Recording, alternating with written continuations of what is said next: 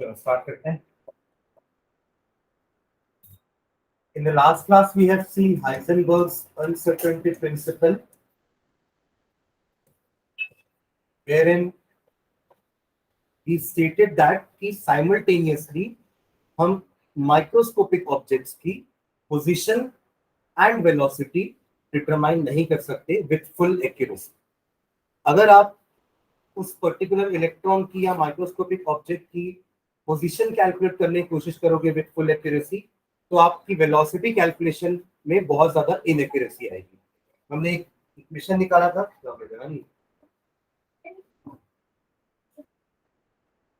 del x into del v is equals to h upon 4 pi m.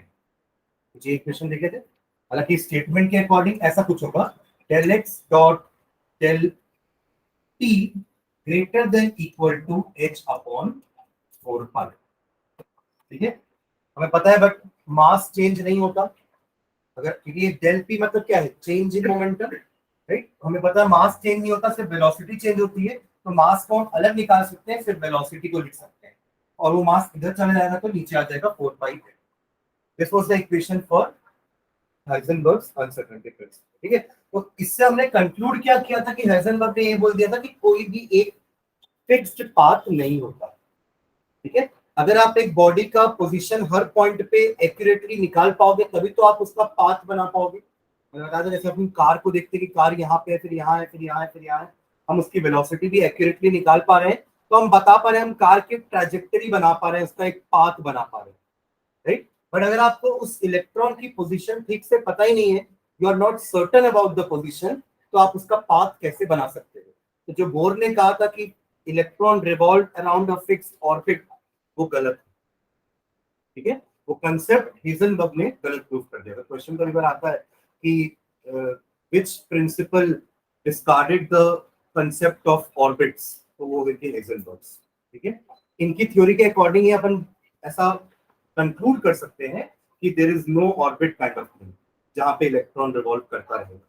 तो electron actually एक fixed path में नहीं रहता है, एक फिक्स्ड रीजन में रहता है, और वो रीजन में कहीं पे भी रह सकता है. इसलिए एग्जैक्ट पोजीशन नहीं पता, इसलिए अब अपन वर्ड यूज करेंगे प्रोबेबिलिटी.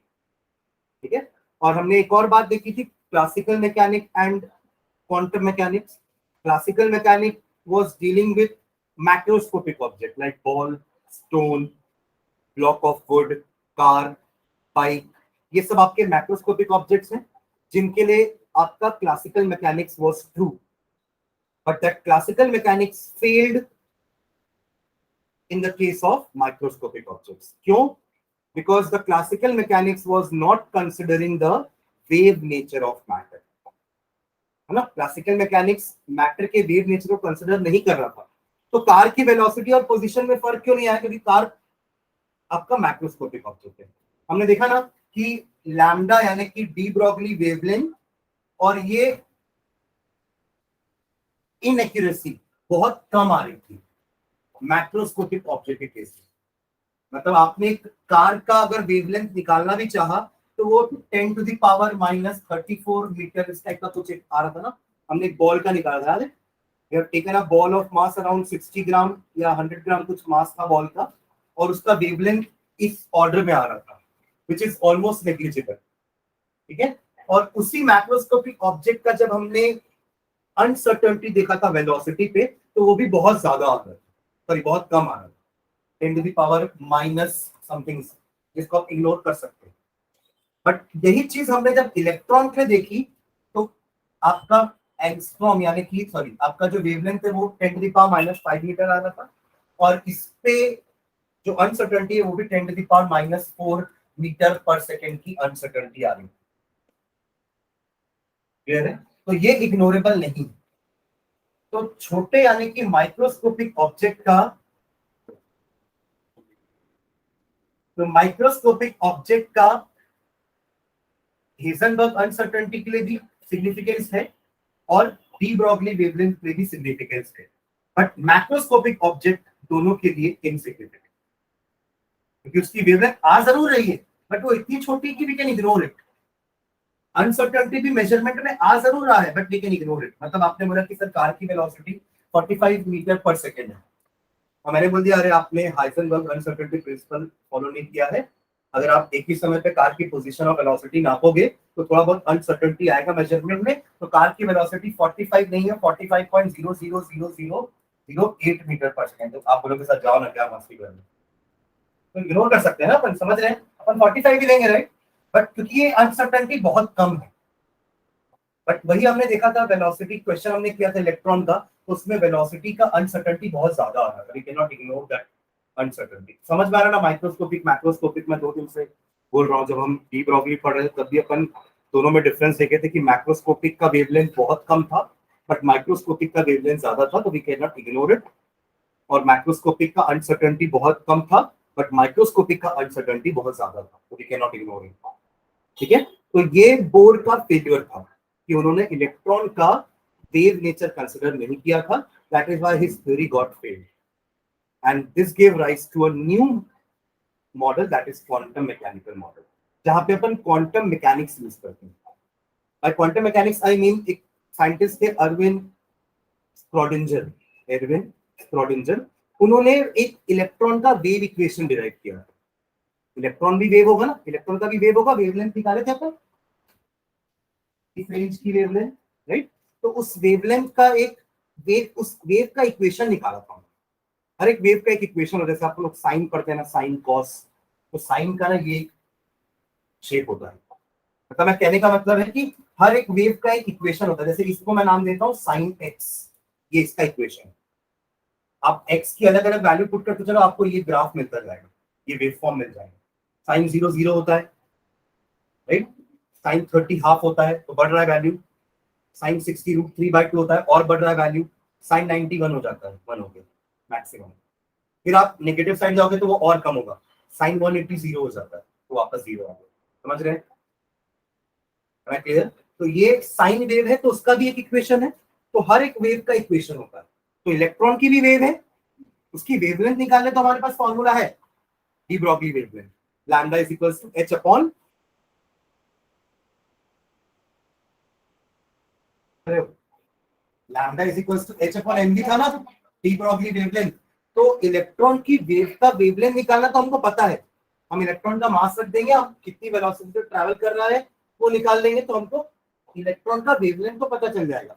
बट वेव इक्वेशन स्क्रॉडिंजर ने डिराइव किया, और वो वेव इक्वेशन क्या बताता है कि उसकी पोजीशन क्या है, इलेक्ट्रॉन कहां कहां पे जा सकता है। तो अब वो तो स्पेस में है, मतलब it will utilise all 3 coordinates x y and z. जब तक वो प्लेन में था अपन एक्स वाई बोल रहे थे और ऑर्बिट बड़े बड़े मजे से अपन ने सर्कुलर बना दी थी, बट अब ऑर्बिट सर्कुलर नहीं रहेगी, है ना।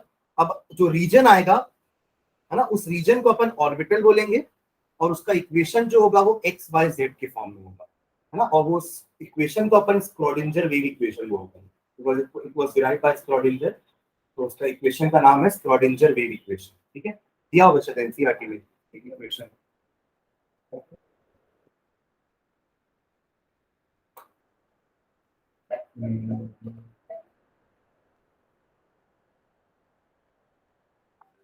कंप्लीट इक्वेशन नहीं दिया, हालांकि वो इक्वेशन इंपॉर्टेंट भी नहीं है, मैं लिखवा दूंगा, और इसको याद करने की जरूरत नहीं है, चलेगा। ठीक है, कोई जरूरी नहीं है इक्वेशन। ठीक है, नहीं डालना। Quantum mechanical model of atom, quantum mechanical model of atom, quantum mechanical model of atom. Bore का ड्रॉबैक लिख चुके हैं ना अपन, उसमें 5-6 ड्रॉबैक लिखे थे ना बोर का।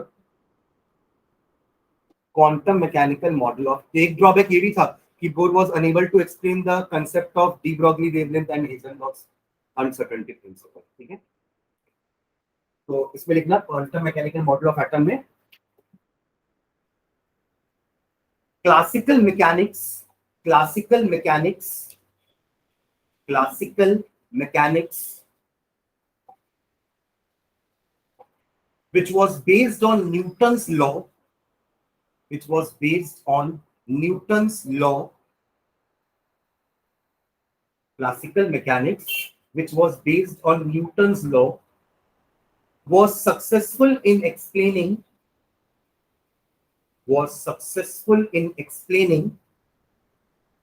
was successful in explaining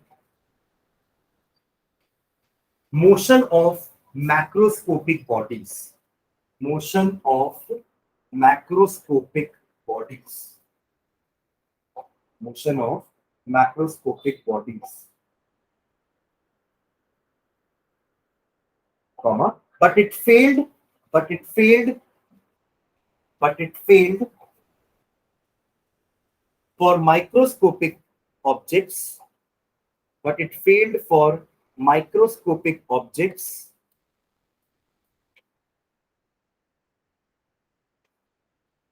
because it did not take into account because it did not take into account because it did not take into account the concept of dual nature of matter, the concept of dual nature of matter,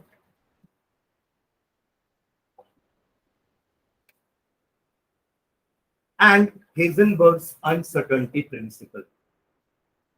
Heisenberg's uncertainty principle.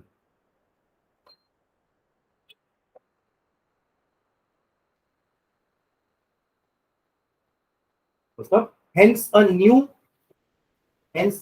branch of science. Hence a new branch of science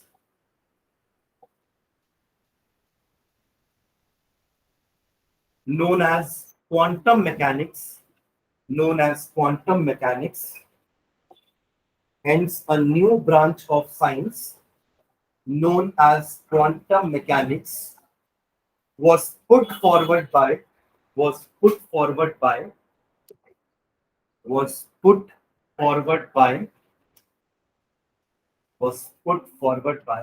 Erwin Schrödinger. ERWIN. वो W1 का biography भी दिया होगा ना, Irwin स्क्रॉडिंजर. SCHRODIN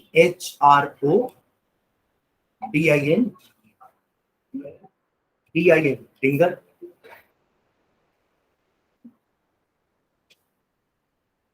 ठीक है, तो ही develop the quantum mechanics. ठीक है, नेक्स्ट लाइन में लिखना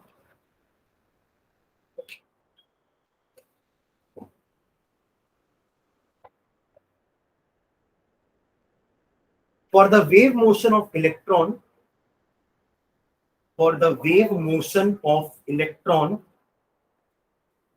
in three-dimensional space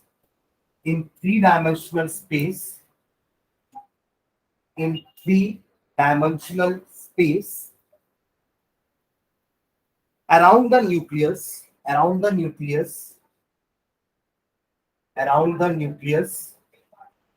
he put forward an equation known as Schrödinger wave equation. Schrödinger wave equation. We put forward an equation known as Schrödinger wave equation, which is given as the equation लिख लो, which is given as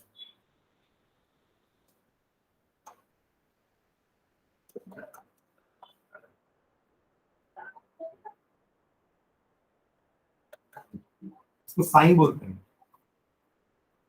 जो symbol है ना, ये sign बोलते हैं. Spelling इसकी P से चालू होती है, पी साइलेंट है, साइन. ये वेव फंक्शन, ठीक है, जैसे साइन फंक्शन होता है ना, अपन साइन है, कॉस है, these are trigonometrical functions. In the same way, sine is a wave function. Again बता रहा हूँ, ये इक्वेशन इंपॉर्टेंट नहीं है, ठीक है, जस्ट अगर जनरल नॉलेज हमको पता रहना चाहिए. आपकी बुक में इसका शॉर्ट में इक्वेशन दिया हुआ है. एक जगह देखना लिखा होगा एच के ऊपर एक कैप बनी होगी और psi is equals to E psi, ऐसा कुछ लिखा होगा. ये इसी का शॉर्ट फॉर्म, ठीक है. इसको हैमिल्टनियन ऑपरेटर बोलते हैं. ये आप इसको रिप्लेस कर सकते हो इससे, ठीक है. इसका ये Schrödinger wave equation.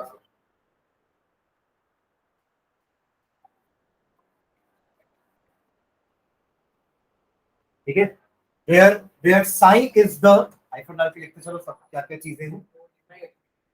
हाँ ये भी लिख लो, इसको बाद में लिख लेंगे, इसको बाद में लिख लेंगे, पहले ये लिख लीजिए। हाँ उल्टा, अच्छा उल्टा सीधी, ये ना जैसे आप लोग डिफरेंशिएशन इंटीग्रेशन पढ़ते हो ना, तो वहां पे आप लोग डी बाई डी एक्स लिखते हो ना, है ना, ये भी वही भैया, इसको डेल बोलते हैं अपन, ये पार्शियल डिफरेंशिएशन होता है एक्चुअली। आप लोग जो पढ़ते हो वो कंप्लीट डिफरेंशिएशन है, और इसको अपन पार्शियल डिफरेंशिएशन बोलते हैं। ये साइन कंप्लीट डी ना लिख के अपन इसको ऐसे लिखते हैं, ठीक है। Where psi is the wave function, where psi is the amplitude of wave लिखना, where psi is the amplitude of wave, x y z are the coordinates of electron,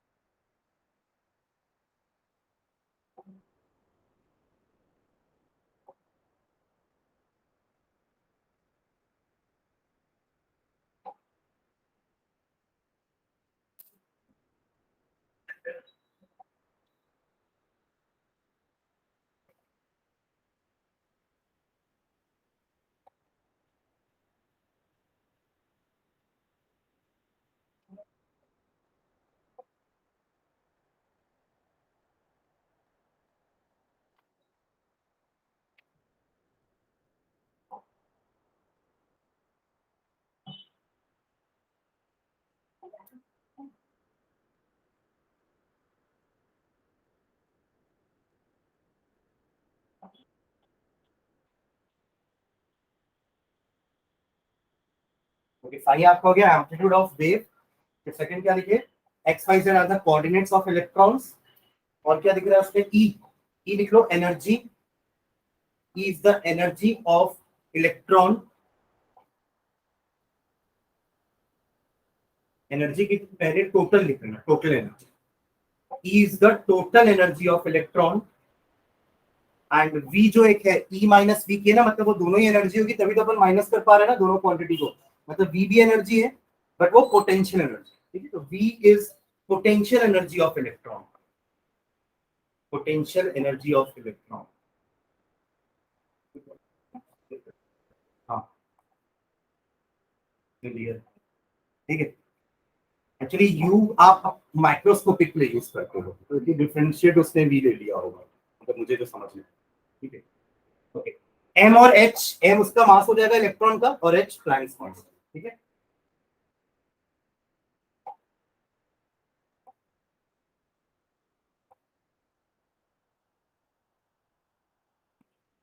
ठीक है, एच आपका प्लैंक्स।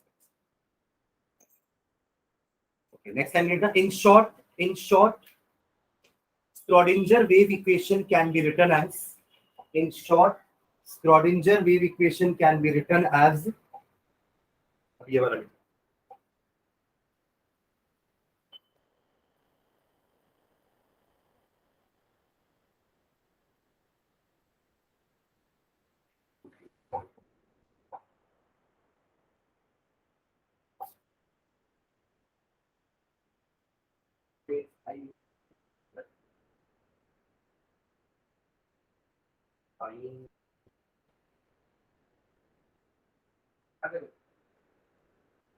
इस चीज पे सिंबल से use किया, कुछ और बुक के साथ कुछ आई तो नहीं, ये है डेल जरूर है, ये वाला यूज होगा, ठीक है।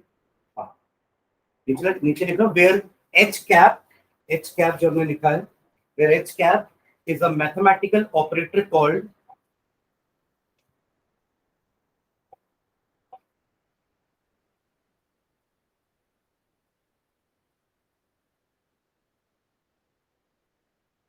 Mathematical operator called Hamiltonian operator, HAMILTONIAN, Hamiltonian operator, ठीक है। तो एक्चुअली में इलेक्ट्रॉन की जब अलग अलग पोजीशन को देखा गया, चलो हाइड्रोजन की बात करते हैं, हाइड्रोजन के पास तो एक ही इलेक्ट्रॉन है ना, तो वो इलेक्ट्रॉन को जब अलग अलग टाइम पे देखा गया कि वो कहाँ पे है, आप एक्सरे स्टडी से मान लो उसकी फोटोज ले लिए बहुत सारी, मान लो आपने 100 फोटोज ली उसकी, इलेक्ट्रॉन की क्लिक करते गए फोटोज उस एक इलेक्ट्रॉन की, कहीं वो यहाँ था, कभी यहाँ था, कभी यहाँ था, और जब सारी फोटोज को आपने सुपर इम्पोज किया, एक दूसरे के ऊपर रखा, मान लो वो पूरा ट्रांसपेरेंट फिल्म है, आपको दिख रहा है कि इलेक्ट्रॉन यहाँ पे, एक फोटो में इलेक्ट्रॉन यहाँ है, आप जब सबने, आप सारी फोटोज को जब एक दूसरे के ऊपर सुपर इम्पोज किए, तो कुछ इस टाइप का स्ट्रक्चर दिखा। ये इतने सारे इलेक्ट्रॉन नहीं है, ठीक है, ये उस एक इलेक्ट्रॉन की 100 अलग अलग इमेजेस में अलग अलग पोजीशन, बट ऐसा पता किया गया कि उसकी पोजीशन इतने रीजन में, इस रीजन के बाहर कहीं नहीं पाई गई। समझ रहे हो क्या बोल रहा हूँ, मतलब अभी तक अपन पढ़ रहे थे कि वो एक ऑर्बिट में रिवॉल्व करता रहता है, बट ये कंसेप्ट हेजनबर्ग ने गलत प्रूव कर दिया। अब वो एक रीजन में है, और वो रीजन में कहीं पे भी रह सकता है, within that region only, उस रीजन के बाहर नहीं मिलेगा, और उसी रीजन ऑफ स्पेस को हम क्या बोलते हैं, ऑर्बिटल, ठीक है। तो ऑर्बिटल का डेफिनेशन क्या हो जाएगा, इट इज अ रीजन और स्पेस, है ना, वेयर फाइंडिंग द इलेक्ट्रॉन, या वेयर इलेक्ट्रॉन, क्या बोलना चाहिए, लोकेशन ऑफ इलेक्ट्रॉन, या उसकी होने की प्रोबेबिलिटी सबसे ज्यादा होगी, उस रीजन को हम क्या बोलेंगे, ऑर्बिटल, ठीक है। नीचे हेड डालना, concept of atomic orbital, concept of atomic orbital,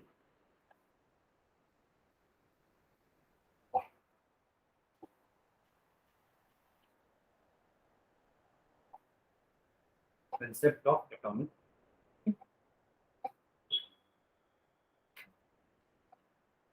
नीचे लिखना,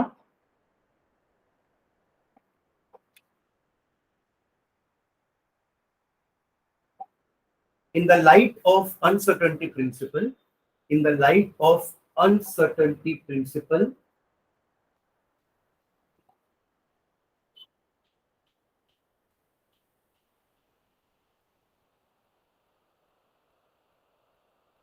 Bohr's model of atom, Bohr's model of atom,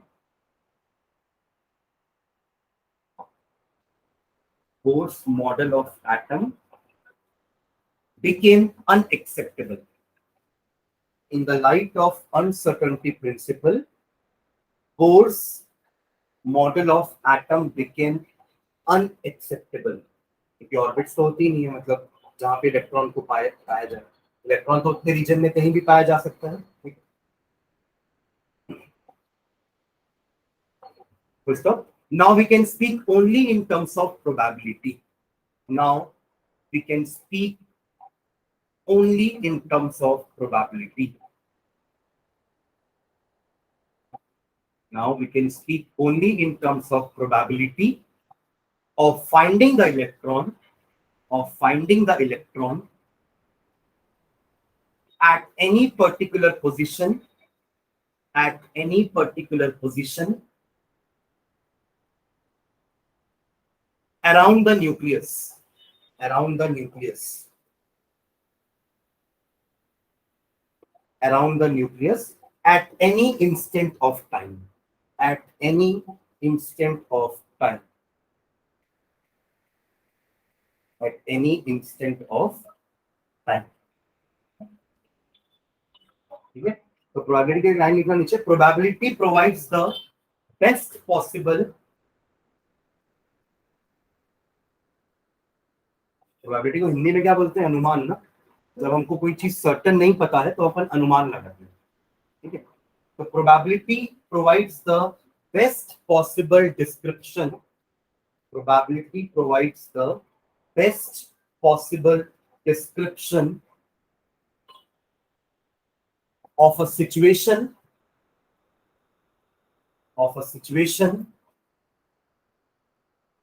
which cannot be described with certainty.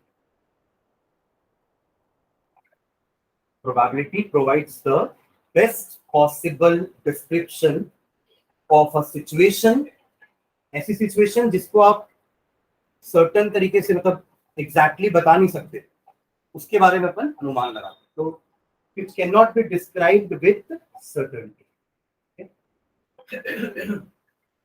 तो मैथ्स में अपन प्रोबेबिलिटी किस चीज में पढ़ते थे कि अपन 4 अलग अलग कलर की बॉल्स हैं अगर पैकेट में और अपन निकाल रहे हैं तो हमें नहीं पता ना कौन सी बॉल हाथ में आएगी, तो अपन प्रोबेबिलिटी बोलते हैं वहां पे. बट यहाँ पे प्रोबेबिलिटी किस में बोलेंगे, इलेक्ट्रॉन की पोजीशन के लिए. इलेक्ट्रॉन उस समय कहाँ होगा हमें नहीं पता, बट प्रोबेबिलिटी है कि वो इस रीजन में कहीं होगा, इसके बाहर तो नहीं. अपन उसमें भी ऐसा बोल सकते हैं कि रेड आने की प्रोबेबिलिटी 1/4 है. अगर 4 कलर की बॉल है तो हर की प्रोबेबिलिटी बराबर होगी ना, रेड की प्रोबेबिलिटी 1/4. ठीक है, तो वहां अपन ने प्रोबेबिलिटी को ऐसा मैथमेटिकल बोला, यहाँ अपन उस प्रोबेबिलिटी वाले रीजन को ऑर्बिटल बोलते हैं. अब ऑर्बिटल का डेफिनेशन लिखेंगे नीचे, the region of space, the region of space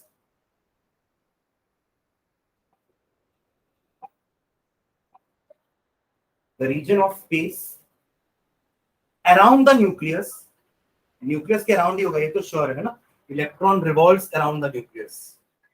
the region of space around the nucleus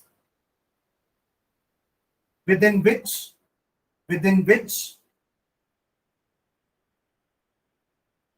which the probability of finding the electron, within which the probability of finding an electron of given energy, the probability of finding an electron of given energy is maximum, is maximum, is maximum. Clear? Is maximum. Given energy क्यों लिखी है? क्योंकि हर electron की energy same नहीं होती ना। जो higher orbits में उनकी एनर्जी ज्यादा होगी, जो लोअर ऑर्बिट्स में उनकी एनर्जी कम होगी। तो लोअर ऑर्बिट्स वाले इलेक्ट्रॉन आपको लोअर ऑर्बिटल में मिलेंगे और हायर ऑर्बिट्स वाले इलेक्ट्रॉन आपको हायर ऑर्बिटल्स में मिलेंगे। क्लियर है? ठीक है, इसलिए अपन गिवन एनर्जी भी लिखें कि आपको एक गिवन एनर्जी वाला इलेक्ट्रॉन उसी के अराउंड में मिलेगा, उसी के रीजन ऑफ स्पेस में मिलेगा। ठीक है, ठीक। नेक्स्ट हेड डाल लेना quantum numbers. Quantum numbers, quantum numbers, quantum numbers.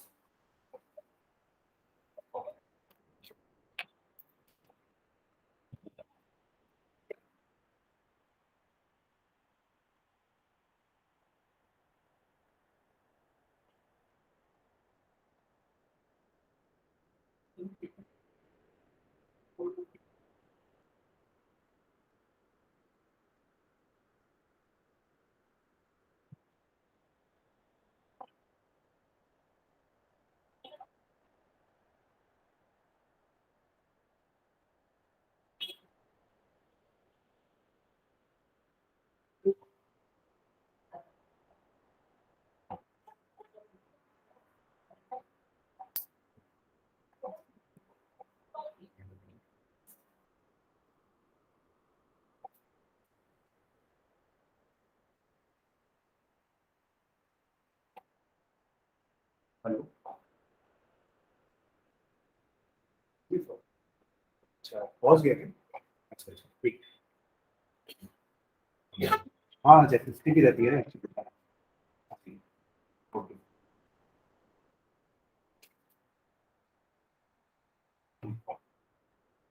चलो टाइम पे घर नहीं जाते हैं, पेरेंट्स परेशान हो रहे हैं। ठीक, बहुत आगे। चलो क्वांटम नंबर्स, ठीक है। लिखना है इस पे क्वांटम नंबर्स। क्वांटम नंबर्स में be defined as a set of four numbers. Light बोलो तो अपन डिस्कस कर रहे थे ना कि एड्रेस हमारे चार स्टेटमेंट्स के होते हैं, वैसे ही हर इलेक्ट्रॉन का एड्रेस भी ऐसे चार नंबर्स का होगा। ठीक है, तो क्वांटम नंबर में be defined as a set of four numbers, set of four numbers with the help of which with the help of which with the help of which we can get complete information with the help of which we can get complete information with the help of which we can get complete information about all the electrons in an atom, about all the electrons in an atom.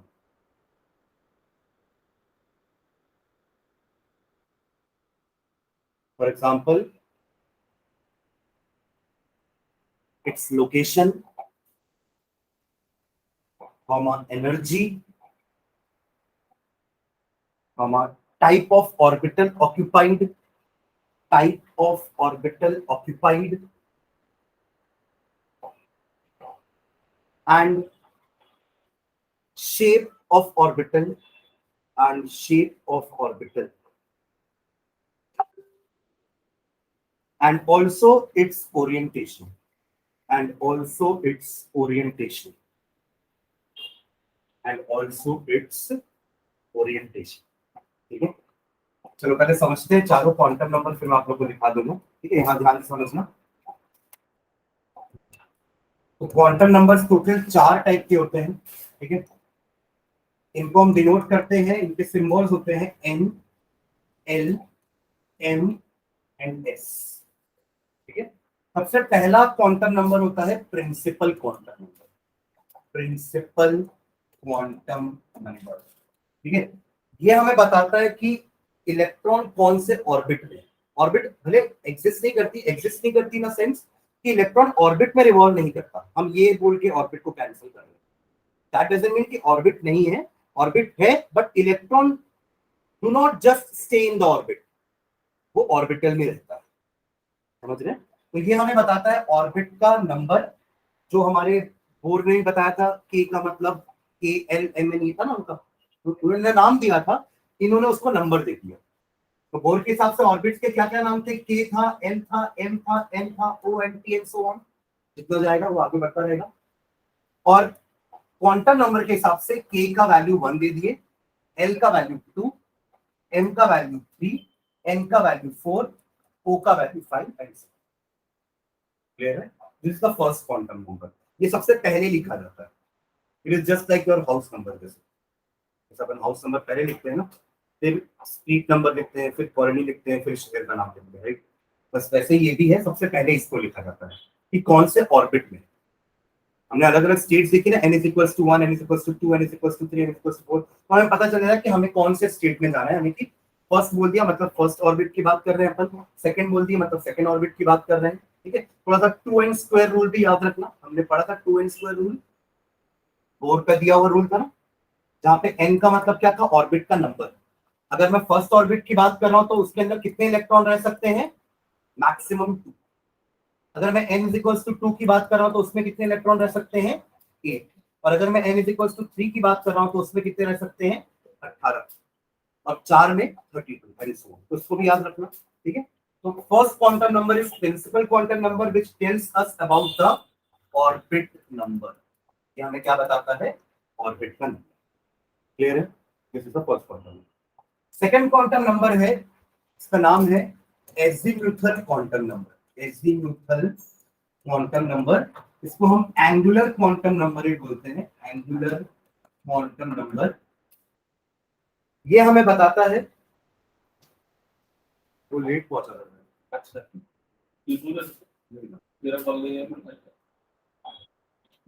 Azimuthal quantum number, इसको हम denote करते हैं small L से। ठीक है, और इसकी value depend करती है एन पे, मतलब कि प्रिंसिपल क्वांटम नंबर। कहने का मतलब 0 से लेके n-1 तक इसकी वैल्यू रेंज करती है। 0 से लेके n-1, मतलब अगर मैं फर्स्ट ऑर्बिट की बात करता हूं तो n की वैल्यू तो 1 से स्टार्ट होगी, इतना याद रखना ना, क्योंकि फर्स्ट ऑर्बिट n = 1, n की वैल्यू 0 से बस स्टार्ट कर देना, समझ रहे? तो अगर फर्स्ट ऑर्बिट की बात कर रहा हूं तो उसके लिए l की वैल्यू क्या क्या हो सकती है, 0 से n-1 बोल रहे हैं अपन l, तो 0 तो होगी, और n-1 यानी कि 1 - 1 0 हो जाएगी, तो 0 to 0 मतलब एक ही वैल्यू है, दैट इज l = 0। समझ रहे? इस स्टेटमेंट का क्या मतलब है कि फर्स्ट ऑर्बिट के पास सिर्फ एक ही सब ऑर्बिट है, जिसको अपन सब शेल भी बोलते हैं। ऑर्बिट को शेल भी बोलते हैं, ऑर्बिट और शेल। ठीक है, तो फर्स्ट ऑर्बिट के पास एक ही सब शेल।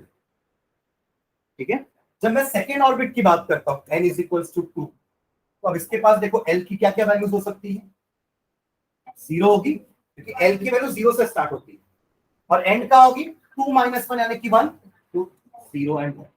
समझ रहे हैं? दिस मींस दैट कि सेकेंड ऑर्बिट में 2 सबशेल्स, राइट?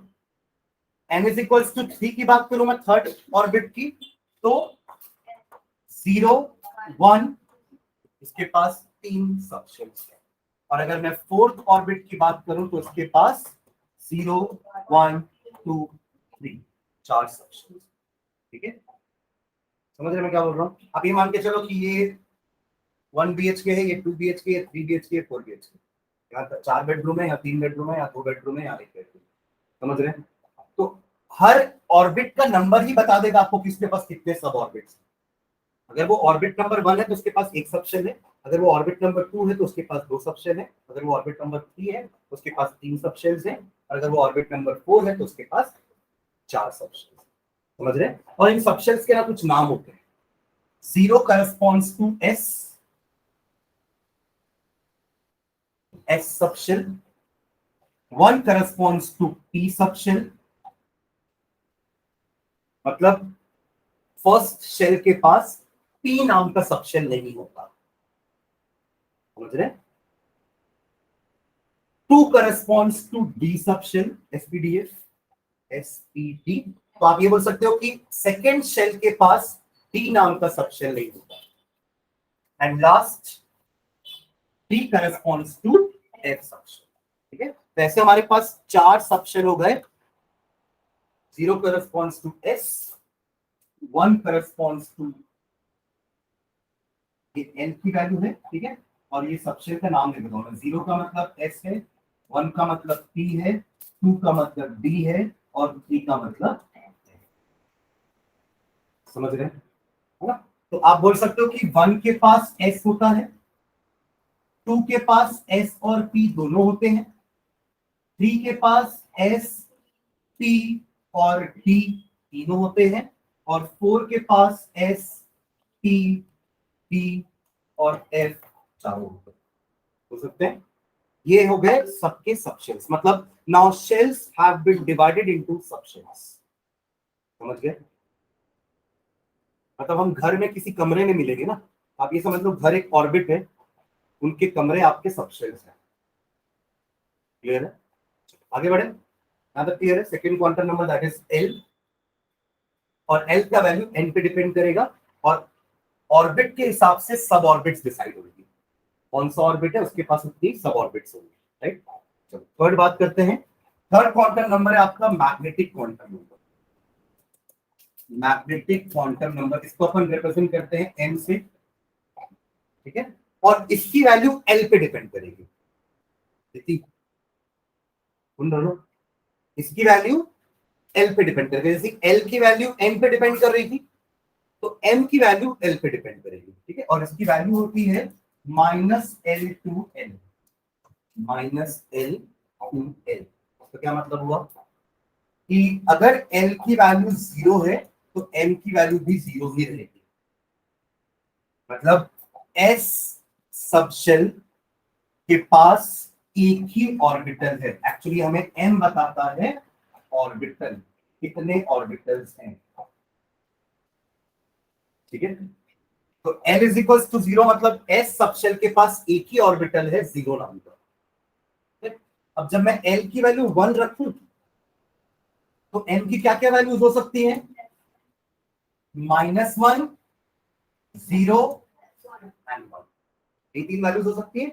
इसका मतलब P सबशेल के पास 3 ऑर्बिटल्स होते हैं, -1, 0 एंड 1 नाम के। मतलब अगर इलेक्ट्रॉन यहां है तो उसका मैग्नेटिक क्वांटम नंबर -1 होगा। अगर इलेक्ट्रॉन यहां है तो भी उसका मैग्नेटिक क्वांटम नंबर -1 होगा, क्योंकि वो इसी डब्बे में, इन्हीं डब्बों को अपन ऑर्बिटल बोल रहे हैं एक्चुअली। और ये डब्बे हैं, हम दिखाने के लिए कॉपी में पेज में हम ऐसे बॉक्स दिखा रहे हैं, बट ऑर्बिटल के अलग अलग शेप्स होते हैं, हम शेप्स के बारे में बात करेंगे, ठीक है। बट फिलहाल अभी हम एक स्क्वायर बॉक्स दिखा रहे हैं, that is consider to be a orbital, ठीक है। तो L इज इक्वल्स टू 2 की बात करूं, यानी कि डी सबशेल, उसके पास n की क्या क्या वैल्यूज हो सकती है? -2 से 2, यानी कि -2, -1, 0, 1 एंड 2। कितने ऑर्बिटल हो गए? 5 ऑर्बिटल। क्लियर है? And last F, n is equals to -3, -2, -1, 0, 1, 2 and 3। इसके पास कितने ऑर्बिटल हो गए? 7, 1, 2, 3, 4 5। क्लियर है? तो m आपको बताता है ऑर्बिटल, n बता रहा था ऑर्बिट, l बता रहा था सब ऑर्बिट, और m बता रहा है ऑर्बिटल। समझ गए? आगे बढ़े। लास्ट क्वांटम नंबर होता है आपका स्पिन क्वांटम नंबर, इसको हम डिनोट करते हैं s से, और ये आपके इलेक्ट्रॉन का रोटेशन बताता है। इलेक्ट्रॉन रिवॉल्व तो करते हैं न्यूक्लियस के अराउंड, बट वो अपने ऑर्बिट में रोटेट भी करते हैं, जस्ट लाइक अर्थ। अर्थ भी अपने ऑर्बिट में रोटेट करता है, बट सन के अराउंड रिवॉल्व करता है। In the same way electrons भी न्यूक्लियस के अराउंड रिवॉल्व करते हैं, बट अपने एक्सिस में वो रोटेट करते हैं, ठीक है। बट दोनों इलेक्ट्रॉन्स जो ऑर्बिटल में होते हैं वो अपोजिट स्पिन्स में रहते हैं। अगर एक क्लॉकवाइज है तो दूसरा एंटी क्लॉकवाइज होगा। तो एक ऑर्बिटल में एक्चुअली में 2 इलेक्ट्रॉन रह सकते हैं, but that too with opposite spins. तो जो आपका क्लॉकवाइज वाला होगा, ऐसे क्लॉकवाइज है, उसका स्पिन क्वांटम नंबर +12 होता है, और जो एंटी क्लॉकवाइज होगा उसका स्पिन क्वांटम नंबर -12। तो यही एक नंबर है जो बाकी दो, इन दोनों इलेक्ट्रॉन को डिफरेंशिएट करेगा। जैसे आप और आपकी मम्मी एक ही शहर में हो, एक ही मोहल्ले में हो, एक ही या आपकी मम्मी नहीं, आप और आपका नेबर बन, ठीक है, आप और आपका नेबर एक ही शहर में हो, एक ही गली में हो और एक ही मोहल्ले में, बट घर अलग अलग, मतलब अल्टीमेटली एक पॉइंट आपका अलग अलग है, बाकी 3 लाइन आपके एड्रेस की सेम है ना। तो इन दोनों इलेक्ट्रॉन का भी ऑर्बिट सेम होगा, सब ऑर्बिट सेम होगा, ऑर्बिटल नंबर भी सेम होगा, बट स्पिन्स अलग है। समझ रहे मैं क्या बोलना चाह रहा हूँ? ये दोनों एक ही बॉक्स के अंदर है ना, मतलब दोनों ऑर्बिटल एक ही ऑर्बिटल में है, मतलब ऑर्बिटल वाला यानी कि m दोनों का सेम है, दोनों का l भी सेम होगा, दोनों का n भी सेम होगा, बट s अलग अलग होगा। समझ रहे, हाउस नंबर्स अलग अलग होंगे, बट स्ट्रीट नंबर, कॉलोनी और शहर एक। क्लियर है? तो यही एक क्वांटम नंबर है जो दो इलेक्ट्रॉन्स के एड्रेस को डिफरेंशिएट कर सकता है, अगर वो दोनों सेम ऑर्बिटल में है तो। ठीक है, तो to sum up n, l, m और s, ये चारों एक साथ देखते हैं। ठीक है, n की वैल्यू स्टार्ट होगी 1 से, ठीक है, 1 से लेके वो चलती रहेगी 1 2 3 एंड सो ऑन। l की वैल्यू 0 टू n-1 चलती है, m की वैल्यू -l टू l चलती है, और s की तो दो ही वैल्यू है, प्लस माइनस। ठीक है, तो अगर n की वैल्यू 1 है तो उसके पास एक ही सबशेल है 0 नाम का, और उसके पास एक ही ऑर्बिटल है 0 नाम, राइट। और इस एक ऑर्बिटल में दो इलेक्ट्रॉन रह सकते हैं। अब याद करो, बोर का पहला रूल 2 इंटू 1 स्क्वायर कितना होता है 2, तो फर्स्ट ऑर्बिट में मात्र दो ही इलेक्ट्रॉन रहेंगे। क्लियर है? सेकेंड ऑर्बिट की बात करते हैं, फर्स्ट ऑर्बिट क्लियर है सबको, सेकेंड ऑर्बिट की बात करते हैं। सेकेंड ऑर्बिट में एल की वैल्यू 2 होगी, 0 भी होगा और 1 भी होगा, n-1 तक जाएगा। सबको एक साथ लिख रहा हूँ, वो चार अलग अलग साइड में जो लिखा था उसको एक साथ कर रहा हूँ। ठीक है, 0 और 1 होगा, 0 मतलब s एंड 1 मतलब t। 0 के कारण सिर्फ एक ही ऑर्बिटल होगी, बट t के कारण 3 ऑर्बिटल होगी, -1, 0 एंड 1 नाम की, और ये 0। समझ रहे हैं? हर ऑर्बिटल में दो दो इलेक्ट्रॉन, तो कितने हो गए टोटल इलेक्ट्रॉन्स?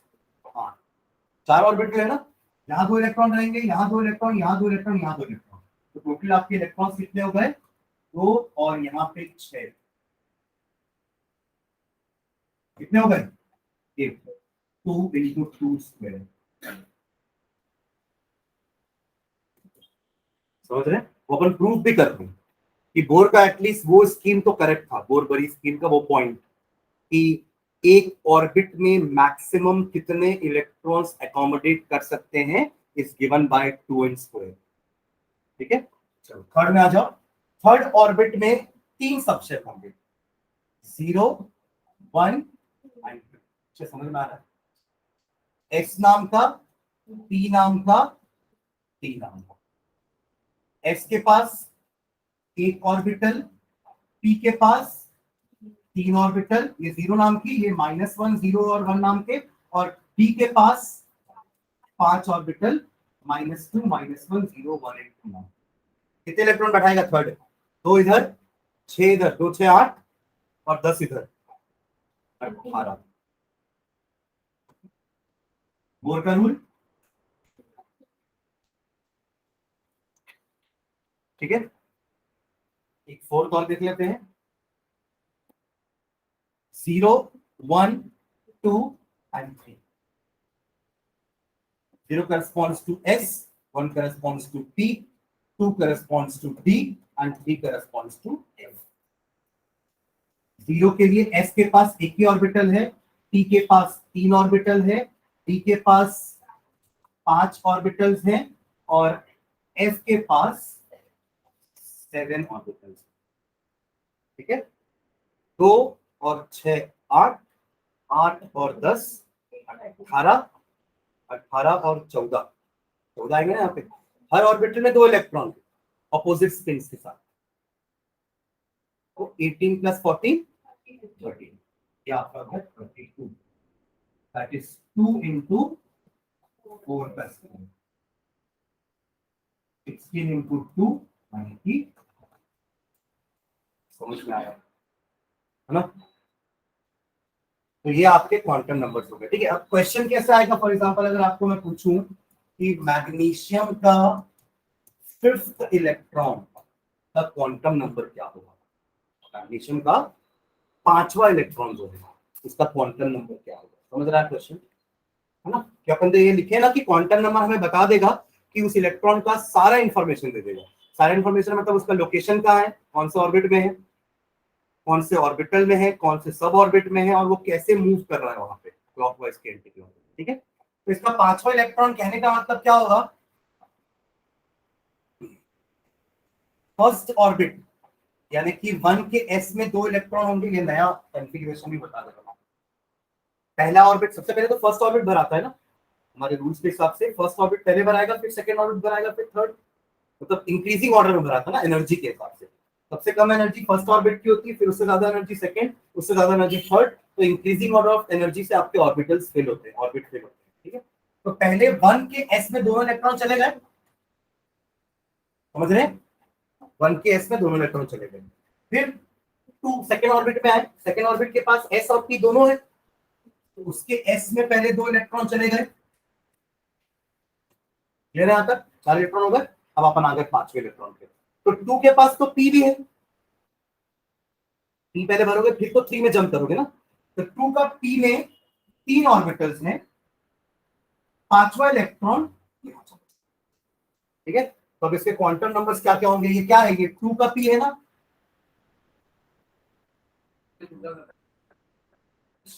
टूट गया नहीं, ये टूट ही गया।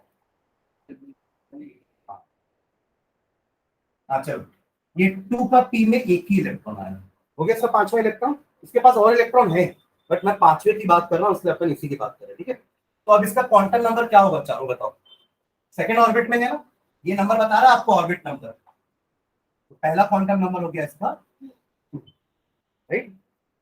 कौन से सबशेल में है, पी, और पी के लिए सबशेल नंबर क्या होता है, L1, क्योंकि L तो 0s के लिए होता है, L की वैल्यू 1 मतलब P, L की वैल्यू 2 मतलब D, और L की वैल्यू 3 मतलब F।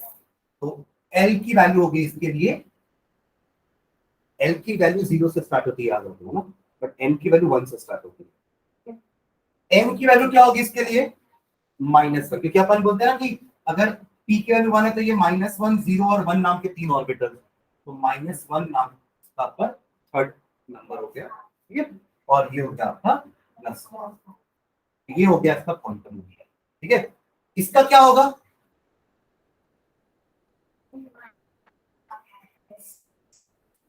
क्लियर है। बट जब मैं इसमें आऊंगा तो क्या चेंज होगा, इसके लिए ऑर्बिट और सब ऑर्बिट तो वही है ना, बट ऑर्बिटल चेंज हो जाएगी। इसके लिए लिखा हूं मैं, इसके लिए ना, अच्छा 2 1 0 प्लस, क्लियर है। और इसके लिए बस क्या चेंज होगा, क्लियर है। और इन दोनों के लिए ऑर्बिटल बस चेंज होगा, बाकी 2 और 1 तो सेम रहेगा ना, है ना, 1 एंड प्लस, हाँ प्लस माइनस एक साथ लिख दूं क्या, दोनों, ठीक है, क्लियर है। हाँ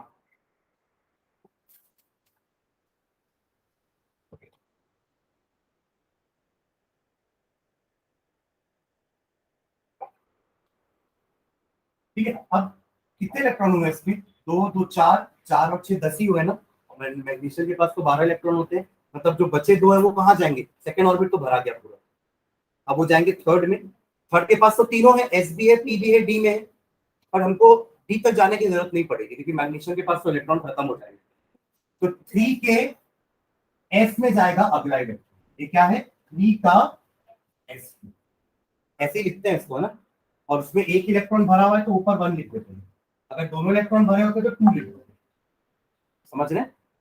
तो अब इसका क्वांटम नंबर क्या होगा, इस इलेक्ट्रॉन का, 11वें इलेक्ट्रॉन का, 11वां ही है ना ये, 2 2 4 और 6 10, 11वां इलेक्ट्रॉन, ऑर्बिट इसकी अब थर्ड हो गई ना, तो 3, सबशेल एस है,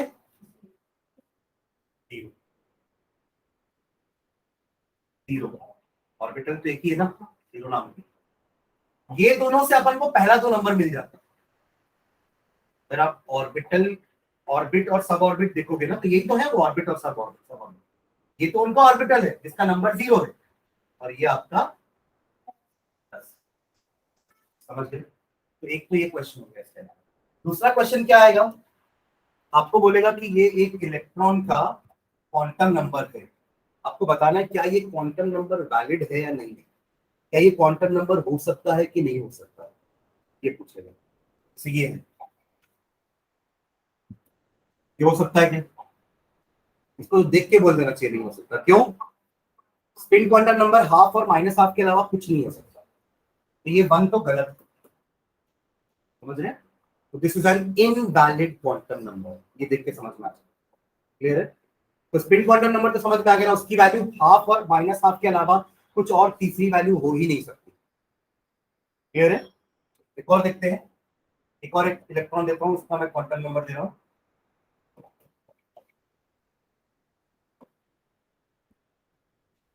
ये वाला, ये पॉसिबल है, क्यों नहीं है मानी? अब हाफ है इसकी, फिर हाँ, नहीं तो ये है बोल रहे हो कि नहीं है बोल रहे हो? चाहिए नहीं, हाँ तो इसका रीजन क्यों नहीं है, क्या गलत है इसमें अक्षर? बैठ जाएंगे।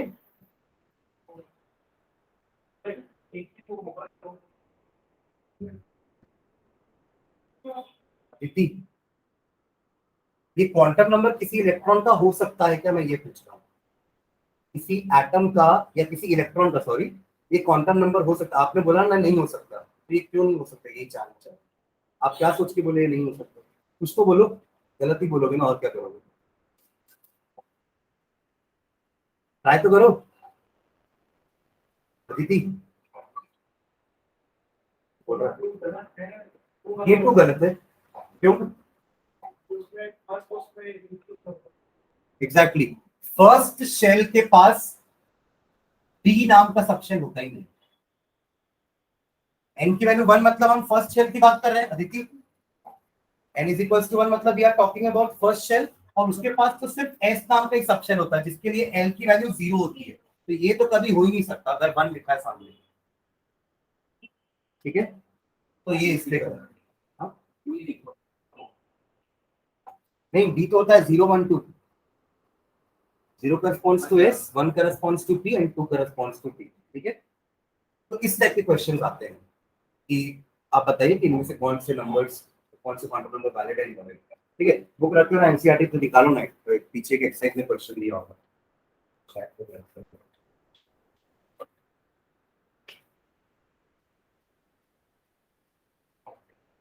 2.30 क्वेश्चन देखना, 2.30 पीछे रख ले दोनों बच्चों। 2.30 यार, इससे बुक ले लो। पेज नंबर बताना, पेज नंबर 70। 75 में चले। हाँ, क्वेश्चन नंबर 2.30 देखा सबको? हाँ, देखो उसको, वही पूछा है question. Explain giving reason which of the following set of quantum numbers are not possible। Question कौन सा आ रहा है, मतलब इनवैलिड, कौन से इनवैलिड होंगे? फर्स्ट देखो, n की वैल्यू जीरो, यही खत्म हो जाना चाहिए। n की वैल्यू जीरो कभी हो ही नहीं सकती, n की वैल्यू स्टार्ट वन से हो। ठीक है, तो पहला क्वांटम नंबर गलत है, और उसका रीजन क्या है कि value of n can never be zero, क्योंकि जीरो नंबर का कोई ऑर्बिट नहीं होता, वन से स्टार्ट होता है। क्लियर है फर्स्ट क्वेश्चन? अगला देखो, n इज इक्वल्स टू 1, ठीक है, चलो फर्स्ट ऑर्बिट में है, कोई बात नहीं। n इज इक्वल्स टू 0 हो सकता है, s क्योंकि वही तो होता है उसके पास। ठीक है, फिर n की वैल्यू 0, ठीक है, वो भी सही है, और m s का वैल्यू -1, तो ms दिया है वो s है एक्चुअली। ठीक है, चलेगा, उसमें ms दिया है, ये ठीक है ना। ये कॉन्सेप्ट की बात कर रहा है, फर्स्ट ऑर्बिट के s सबशेल के इस इलेक्ट्रॉन की बात कर रहा है। प्लस हाफ दिया ना, माइनस हाफ। चलो इस इलेक्ट्रॉन की बात करें। ठीक है, का नाम क्या होगा, मतलब इसका नंबर क्या है, 1 0 0 प्लस माइनस हाफ, दोनों का बता दिया मैंने। क्लियर है? तो ये सेकंड वाला ठीक है, ये पॉसिबल है, ठीक है। थर्ड देखो, n is equals to 1, n is equals to 1, गलत। n इज इक्वल्स टू 1 के लिए l की वैल्यू 1 कभी नहीं हो सकती, l की वैल्यू मैक्सिमम 0 ही है। देखो l is equals to 0 to n minus 1। अगर n की वैल्यू 1 है तो l की वैल्यू तो सिर्फ 0 ही होती है, 1 तो हो ही नहीं सकती। समझ रहे हैं? थर्ड प्रॉब्लम, हाँ, तो इसका रीजन भी यही होगा कि for n is equals to 1 l can not be equal to, ठीक है? मैं क्लियर? आप बोल रहा है पक्का? चलो फोर्थ देखो, फोर्थ अभी आप बताओगे ये वैलिड है कि इनवैलिड है, जल्दी फोर्थ पढ़ो अच्छे से। n की वैल्यू 2 दी है, l की वैल्यू 1 है, m l की वैल्यू 0 है और m की वैल्यू -7 है। क्या ये वैलिड क्वांटम नंबर है? n की वैल्यू 2 है, l की वैल्यू 1 है ना, n की वैल्यू 0 है और s की वैल्यू -, क्या ये वैलिड क्वांटम नंबर अदिति?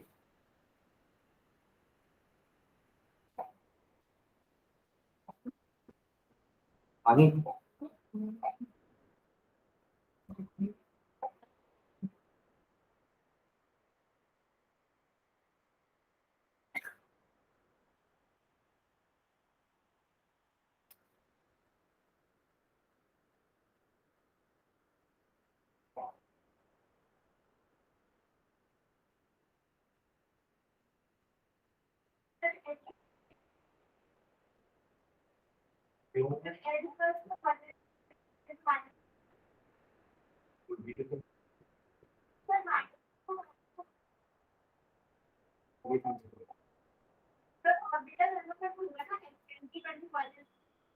हाँ, तो L की वैल्यू 1 के लिए तो तीनों ऑर्बिटल हो सकते हैं ना, सही तो है, क्या दिक्कत है?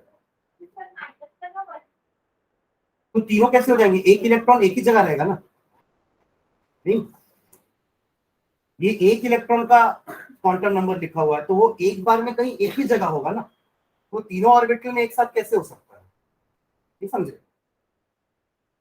वो सेकेंड ऑर्बिट में है और वो सेकेंड ऑर्बिट के पी सबशेल में है। अब पी सबशेल के पास 3 होते हैं, वो 0 वाले में, नो डाउट आप जो बोल रहे हो ठीक है, उसके पास तीनों वैल्यूज होती है, बट ये भी तो सही वैल्यू लिखती है ना।